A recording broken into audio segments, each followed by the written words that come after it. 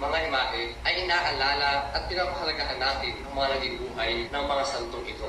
Bakit nga ba natin sinasamba ang Birheng Maria? Actually, hindi natin sinasamba si Mama Mary. Lalo-lalo na hindi tayo sumasamba sa mga ribulto. Pero, bakit nga ba tayo nananalangin o humihiling sa Birheng Maria? Ang Diyos lamang ang maaaring sambahin. Ngunit, sa halip na sambahin ay ikinagalang at kinikilala rin natin si Maria bilang ina ng Diyos at ina nating mga Katoliko. Nasa Biblia nga ba na dapat nating papurihan o bigyang karangalan si Maria? Ang sagot ay oo. At makikita ito sa Ebanghelyo ni St. Luke chapter 1 verse 29. Dito, binati siya ng anghel na Aba na puno ng grasya. Kapag pinarangalan natin si Maria, tinutularan natin ang halimbawa ng anghel na tagapagsalita ng Diyos. Ang Diyos ang unang nagparangal kay Maria, hindi tayong mga tao.